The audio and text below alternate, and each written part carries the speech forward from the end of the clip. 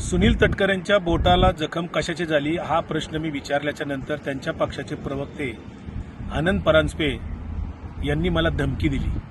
ठाण्यात येऊन दाखवा, कायदेशीर कारवाई असं मला धमकी देत आहेत. खरं तर आनंद परांजपे यांना मी जाहीरपणे प्रश्न विचारलाय की तुमच्या कपाळावर पूर्वीपासून एक मोठा टिळा असायचा, आता उभे 3 टिळे लावलेत, ते कोणत्या बाबाचे आहेत? पहिला टिळा कोणत्या बाबाचा आहे? दुसरे आता उभे 3 टिळे लावलेत, ते कोणत्या बाबाचे आहेत? हातातले गंडेदोरे कोणत्या बाबाचे आहेत? जरा त्याचं स्पष्टीकरण करता का? कारण तुमच्या कपाळावर आता जागाच राहिली नाही. खरं तर पुरोगामी म्हणवता, शिवशाहू फुले आंबेडकरांचं नाव घेता, अजितदादांचं नाव घेता.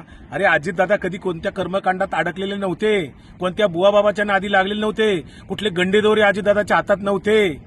तुम्ही गंडेदोरे बांधता, बुवाबाबांच्या नादी लागता. अशोक खरातच्या फाईलमध्ये तुमची नावं दडली आहेत का? तुम्ही का अस्वस्थ झालाय? आनंद परांजपे, तुम्ही मी विचारलेल्या प्रश्नांची उत्तरं द्यायला पाहिजेत. मी कुठेही तटकरेंचं बदनामी करण्याचं वक्तव्य केलेलं नाही. त्यांच्या बोटाला जखम कशाची झाली याचं खरं स्पष्टीकरण द्यायला पाहिजे, कारण ते ज्येष्ठ नेते आहेत.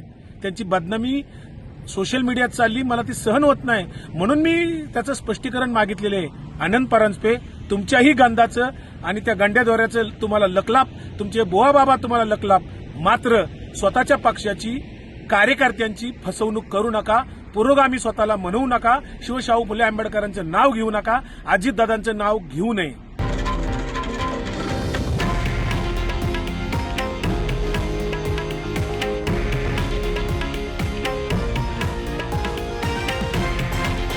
हे आहे देशातील नंबर 1 न्यूज नेटवर्क आणि आपण पाहत आहात TV9 मराठी, एकमेव.